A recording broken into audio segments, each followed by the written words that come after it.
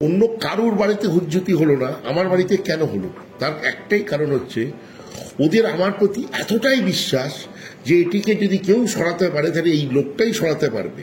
সম্মানটা সবার, আমার একার নয়। আমাদের কি বলছে সেটা নিয়ে আমি ভাবতেই চাই না। আমি শুধু ওনাদেরকে অনুরোধ করবো, যারাই বলছে সে কর্মকর্তার সমর্থক, সবাই মিলে চলুন, যান আপনারা সমর্থকরা, সবাই মিলে ক্লাবে যান, চেষ্টা করুন যে সবাই মিলে কি করে ক্লাবটাকে 1 নম্বর জায়গায় আবার ফিরিয়ে আনতে পারবেন। সেটা আমার দরজা সবসময় খোলা। কেউ যদি আমাকে পরামর্শ দেয় যে এইটা করুন, আমি তাকে সাথে চাই যে আপনি আসুন, আমাকে সাহায্য করতে, চলুন একসাথে আমরা করি। Welcome to the new episode of কেমন আছো মোহনবাগান, যেখানে আমরা কথা বলি মোহনবাগান আসলে কেমন আছে সেটাকে নিয়ে। এবং আজকে কিন্তু এপিসোড নাম্বার 4, এবং আজকে কিন্তু একটা ধামাকাদার ভিডিও। আপনারা তো শুরুতে ট্রেলারে দেখে নিয়েছেন কিরকম হয় ভিডিওটা, বা আমাদের স্পেশাল গেস্টকে। তাই জন্য আপনি কুর্সি কি পেটি বাঁধ লো, মৌসম বিগাড়নে বালা হ্যায়। আমার পাশে যিনি এখন বসে আছেন, আমার মনে হয় নতুন করে ইন্ট্রোডাকশন দেওয়ার কোনো দরকার নেই। মানে আমার ছোটবেলা থেকে শুরু করে এবং মানে চিরাচরিত মুখ ময়দানে Debashis Dutta sir, welcome to কেমন আছো মোহনবাগান। আমি বেশি সময় নষ্ট করবো না, আপনার একদম টু দ্য পয়েন্ট। প্রথম প্রশ্ন আমার এটাই যে মোহনবাগানের এখন কারেন্ট ইনফ্রাস্ট্রাকচার নিয়ে যদি আপনার কিছু বলার থাকে একদম ওইভাবে শুরু করুন, কারণ আপনি অ্যাজ এ জেনারেল সেক্রেটারি আপনি ইন্টারভিউটা প্রথমে শুরু করছি আমি। তোমাকে প্রথমে আমি একটা ময়দানের কালচার বলি। তুমি যে প্রশ্নটা শুরু করলে সেটা একটা ভুল প্রশ্ন দিয়ে শুরু করলে। ময়দানের কালচার হচ্ছে মান্না দাকেও, ছোট বাচ্চা ছেলে মেয়ে মান্না দা বলতো। ময়দানে কখনো স্যার ম্যাডাম হয় না। আর কারণ এখানে সবাই সবার আপন, এখানে বয়সের কোনো ফারাক নেই। 70 বছরের মানুষের সঙ্গে একটি 20 বছরের বাচ্চাও বন্ধুত্ব ময়দান মাঠে, একসঙ্গে খেলা দেখছে, একসঙ্গে লাফাচ্ছে, একসঙ্গে আনন্দ করছে। সেখানে কেউ বড়ও নয়, কেউ ছোটও না। জেনারেসিভিতে একটা পদ, কদিন থাকবো, কদিন পর থাকবো না। কিন্তু সবচেয়ে বড় পদ আমি মনে করি যে আমি একজন মোহনবাগান সমর্থক, ওটা আমার থেকে কেউ কাটতে পারবে না। তো এবং যতই আমার বিরোধী তৈরি হোক, ওই একটা ট্যাগ কেউ কাটতে পারবে না। তো ইনফ্রাস্ট্রাকচার বহুদিন ধরে গড়ে ওঠার চেষ্টা হচ্ছে। ধীরেন্দ্রের আমল থেকে ধীরেন্দ্র আজকে যে ইনফ্রাস্ট্রাকচারটা করেছিল, ময়দানে কারণ নেই, কংক্রিট গ্যালারি, এটা মোহনবাগানের একটা ইতিহাস। তো গত 3 বছরের টার্মে আমাদের কমিটি অক্লান্ত পরিশ্রম করেছে।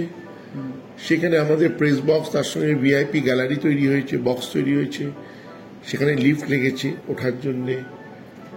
এবং আজকে মাঠ অন্যতম সেরা মাঠ হয়েছে। আজকে যে ক্রিকেটের যে ইনফ্রাস্ট্রাকচার এই কিরমানি উদ্বোধন করলেন। আমাদের বছরের পর বছর ধরে একটাই পিচ ছিল প্র্যাকটিসের, সেটা হচ্ছে মাঠের ধারে। তাতে কি হতো, ফুটবলেরও প্র্যাকটিসের সমস্যা হতো। তো সেই জন্য আমরা অনেক ভেবেচিন্তে মিলিটারির সঙ্গে অনেক যুদ্ধ করে আমরা 3টে পিচ বানিয়েছি, গিয়ে দেখতে পারেন, যেটা উদ্বোধন হলো। এখন আজকে আমাদের প্র্যাকটিসের আর কোনো অসুবিধা রইল না, এবং ফুটবলেরও কোনো অসুবিধা রইল না। আজকে আমাদের টেন্ট অত্যন্ত সুন্দর টেন্ট। আমি যেটা মনে করি আমাদের কর্মসমিতির সদস্যরা প্রত্যেকে মানসিকতা একই। দেখুন, আমরা মোহনবাগান করি, মোহনবাগান খুব বড় ব্যাপার। কিন্তু ধরুন একটা বাচ্চা ছেলে এলো, তার বাবা মোহনবাগান সমর্থক, সে তার ছেলেকে গর্বের সাথে দেখাতে নিয়ে এলো এই ক্লাব। সে এসে দেখবে যে একটা আলো জ্বলছে না, একটা টেন্টটা ভেঙে পড়েছে। কিন্তু ঝাঁ চকচকে ঐতিহ্যকে সাথে রেখে মডার্নাইজ কিভাবে করা যায়, সেইটা হচ্ছে এই ক্লাবটার সব থেকে বড় উদাহরণ। আমাদের ঐতিহ্য, আমরা যেটা নাম, আমাদের একটা ট্যাগলাইন আছে, গ্লোরিয়াস পাস্ট ভাইব্রেন্ট ফিউচার। আমরা পাস্টের ওপরে শুধু পাস্ট নিয়ে আলোচনা করলে হবে না, ভাইব্রেন্ট ফিউচার নিয়ে আলোচনা করতে হবে। এবং আমাদের এখন আমি মনে করি সবচেয়ে বড় শক্তি হচ্ছে, যেটা চিরকালই থেকে সমর্থক। এবং সেই সমর্থকদের মানসিকতার একটা বিশাল বড় পরিবর্তন হয়েছে, বিশাল। আগে আমরা হারলে ইট পাথর মারা হতো, অক্লান্ত গালিগালাজ করা হতো। আজকে মান্নাদাকেও পুলিশের গাড়ি করে মোহনবাগান মাঠ থেকে বেরোতে হয়েছে, সুব্রতা ভট্টাচার্যকেও বেরোতে হয়েছে। কিন্তু আজকের সমর্থক, এই তোমাদের ফ্যান ক্লাবগুলোর যে পরিবর্তনটা এনেছে, সেটা হচ্ছে যখন আমরা একটা গোলও খাচ্ছি তখন কিন্তু তারা উৎসাহ দিয়ে যাচ্ছে। এই উৎসাহটা, এবং সেটা ড্রাম বলো, অনেকে বলে ওটা তো বিদেশের নকল করে। আরে আমরা যে স্যুটটাইও পড়ছি সেটাও তো বিদেশিদের নকল করেই পড়ছি, না তো ধুতি বাঞ্জিয়ে পড়া উচিত ছিল। তাহলে বিদেশিদের নকল করে যদি ভালো কাজ হতে পারে তো সেটাতে সাধুবাদ জানানো উচিত। আমি কৃতজ্ঞ মোহনবাগান সমর্থকদের কাছে এই পরিবর্তনটা আনার জন্য, এবং আমি মনে করি সবচেয়ে ইনফ্রাস্ট্রাকচারাল চেঞ্জ হচ্ছে এটাই, যে সমর্থকদের মানসিকতার পরিবর্তন। কেন সমর্থকরাই হচ্ছে actual ambassadors of the club, আমি নই। অ্যাম্বাসেডার হচ্ছে সমর্থকরা। তোমার পাড়াতে দেখবে, তুমি যদি মোহনবাগান হিসেবে তোমাকে জানে, তো পরবর্তী প্রজন্ম ছোট ছোট বাচ্চারা তোমাকে দেখেই কিন্তু জানছে মোহনবাগানটা কি, আমাকে দেখে নয়। কিন্তু আমি তাদের কাছে পৌঁছতে পারছি না। তাহলে তোমার যদি কোনো স্ল্যাং ল্যাঙ্গুয়েজ তোমার মুখ দিয়ে বেরোয় বা সোশ্যাল মিডিয়ায় তোমার কোনো বাজে পোস্ট হয়, তাহলে কিন্তু ওরা ভাববে মোহনবাগানটা এরকমই। মোহনবাগানটা কিরকম থাকবে ওদের কাছে তার দায়িত্ব কিন্তু তোমার, আমার নয়। আমি এখানে যতই ইনফ্রাস্ট্রাকচার তৈরি করি, পাড়াতে পাড়াতে মোহনবাগান আজকে এই জায়গায় এসছে, সেটাকে ধরে রাখা এবং সেটাকে আরো এগিয়ে নিয়ে যাওয়া, সেটা তোমাদের কর্তব্য। এক। দ্বিতীয় হচ্ছে, দেখবে মোহনবাগান কিছুদিন আগে অবধি একটা প্রজন্ম চলে যাচ্ছিল ফোনের মাধ্যমে, Barcelona, Manchester United, Real Madrid. সেটা আমি তোমাদের কাছে কৃতজ্ঞ, সব ফ্যান ক্লাবদের কাছে, এটাও আমি নয় যে কোনো একটি বিশেষ ফ্যান ক্লাব, সব ফ্যান ক্লাবের কাছে কৃতজ্ঞ। তোমরাই যে তোমাদের প্রজন্ম এবং তোমাদের পরবর্তী প্রজন্মটাকে তোমরা ফিরিয়ে আনতে পেরেছো টুয়ার্ডস দি মাঠ। এবং আজকে আমি একটা জিনিস বলছি, যদি তুমি মাঠে যাও খেলা দেখতে, যদি 100 দর্শক থাকে, তার মধ্যে 70 থেকে 75 জনের বয়স সীমা হচ্ছে 18 থেকে 30। এটা একটা অত্যন্ত বড় পাওয়া। আমি ওই খানটাতেই আমি নিজে গর্ববোধ করি যে এই পিরিয়ডটাও আমরা দেখতে পাচ্ছি। এবং আমি তাই জন্য ফ্যান ক্লাবদেরকে, যে কোনো ফ্যান ক্লাব যারা আমাদের কাছে কোনো রকমের সাহায্য চায়, তাদের আমি পাশে থাকি, যত ছোট ফ্যান ক্লাবই হোক। সেদিন একটি ফ্যান ক্লাব সুভাষগ্রাম সোনারপুর থেকে অনেক দূরে যেতে হয়, সেখানে একটা ফ্যান ক্লাব করেছে সুভাষগ্রাম মেরিনার্স বলে, আমাকে ডাকলো, আমি গেলাম। আচ্ছা আচ্ছা ছেলে, সব স্কুল কলেজের ছেলেরা করেছে একটা ফুটবল টুর্নামেন্ট ছোট মাঠে। কিন্তু আমার যাওয়ার পেছনে এখান থেকে অনেক দূর, প্রায় যেতে 1.5 ঘন্টা লাগলো। কিন্তু আমার যাওয়ার পেছনে একটাই কারণ, যে এরাই কিন্তু ভবিষ্যতের মোহনবাগানকে এগিয়ে নিয়ে যেতে পারবে, এদেরই নিয়ে যেতে হবে, আমি নই। তো এদেরকে যদি আমি উৎসাহিত না করি, তাহলে মোহনবাগানকে কে এগিয়ে নিয়ে যাবে? আর কোনো ফ্যামিলি ওরিয়েন্টেড তো ক্লাব হতে পারে না।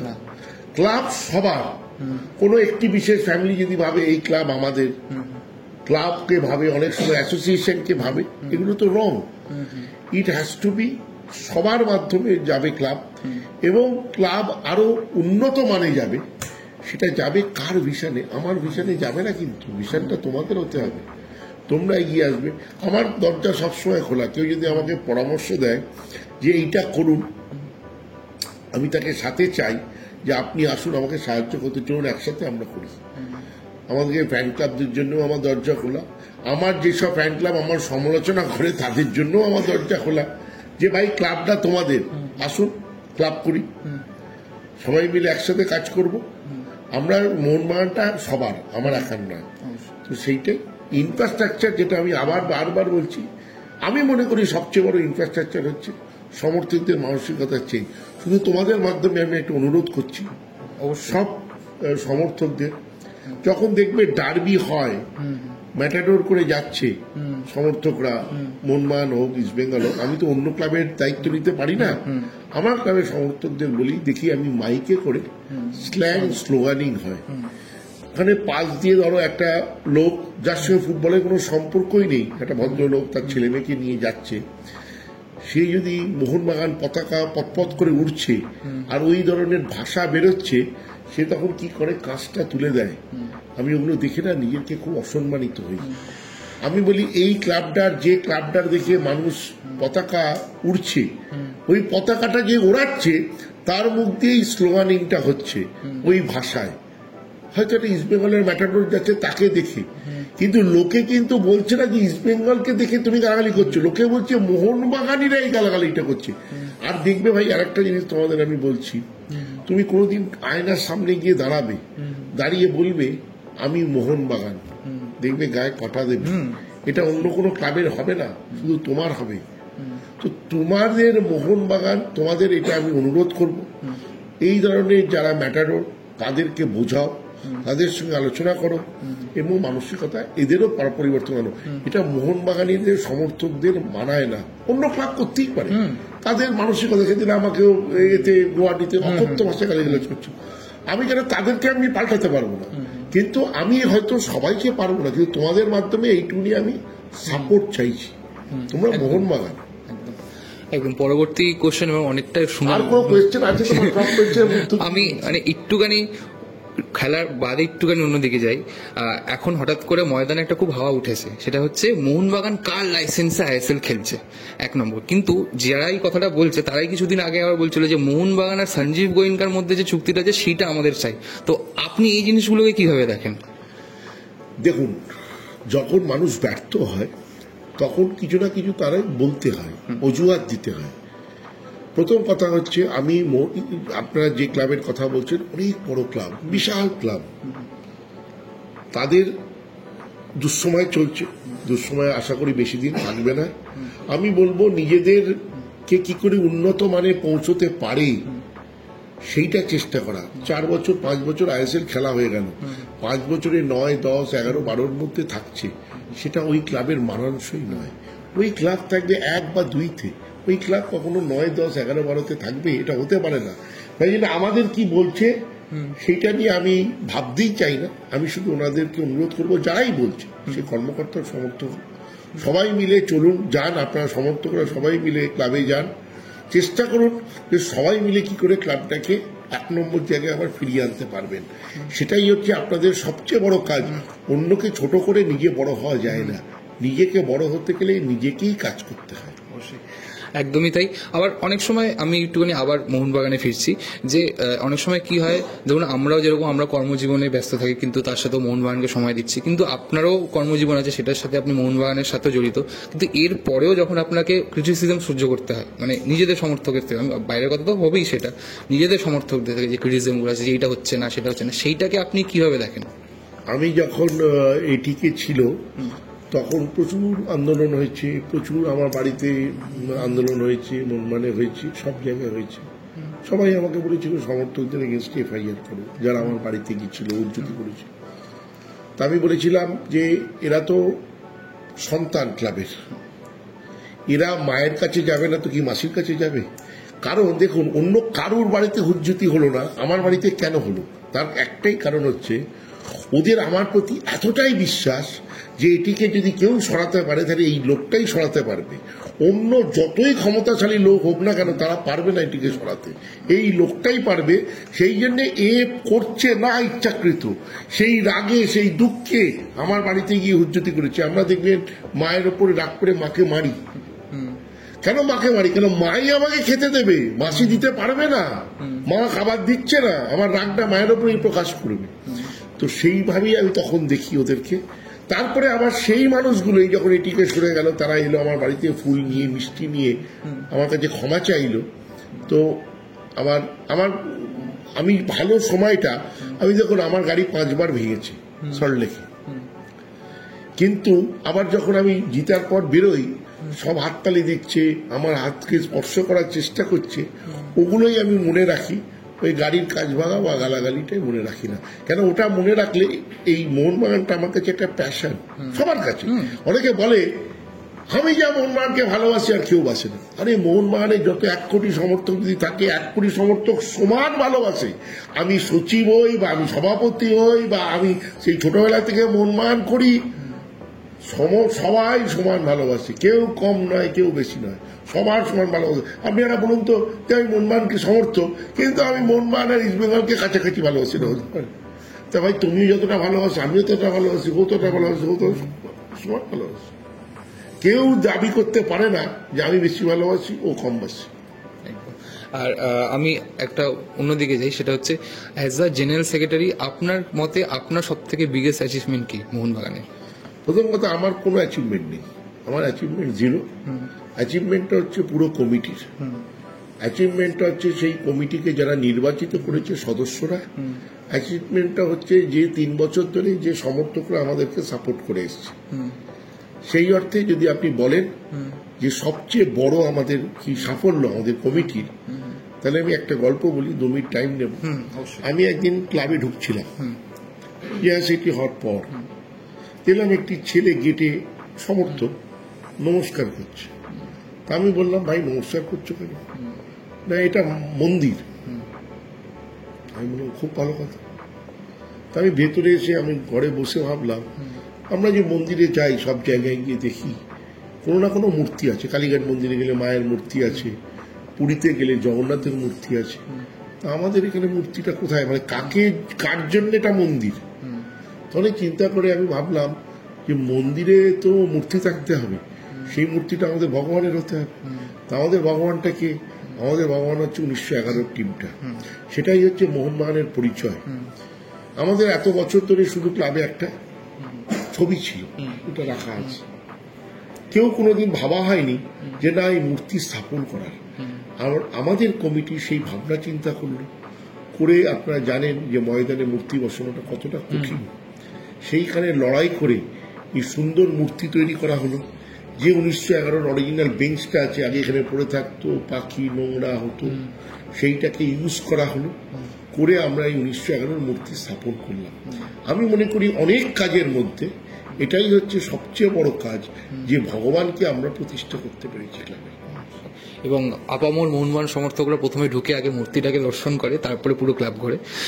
তো নেক্সট কোশ্চেন হচ্ছে যে, এবার একটু খেলায় ফিরছি, যে মোহনবাগান সুপার জায়েন্ট আসলেই কিন্তু সুপার জায়েন্ট হয়ে উঠেছে ইন্ডিয়ান ফুটবলে, এবং সবাই কিন্তু দেখে মোহনবাগানকে রীতিমতো ভয় করে অন্য টিমরা। তো এই যে পেছনের যে মানে রসদটা, এটা কি যে সব প্লেয়াররা মোহনবাগানই খেলতে চায় এখন? 1911-তে যখন সাহেবদের হারিয়েছিল, তখনও মোহনবাগানকে দেখে ভয় পেত। আজকে 2025-এও ভয় পাচ্ছে। দেখুন, আমি একটা কথা বলবো, যে দশকেই যারাই কর্মকর্তা হয়েছে তারাই চেষ্টা করেছে যে মোহনবাগানকে সেরা টিম বানাতে এবং 1 নম্বর, দেশের 1 নম্বর থাকতে। কখনো কখনো সাকসেসফুল হয়েছে, কখনো কখনো হয়নি, কিন্তু চেষ্টাটা তাই থাকতো। আমাদের যে চুক্তিটা হয়েছিল সঞ্জীব গোয়েঙ্কার সঙ্গে, তাই নিয়ে অনেক সমালোচনা আছে। আমরা বাস্তবযোগী করেছি চুক্তি, যেটা আজকের দিনে বর্তমান যুগে যেটা সঠিক।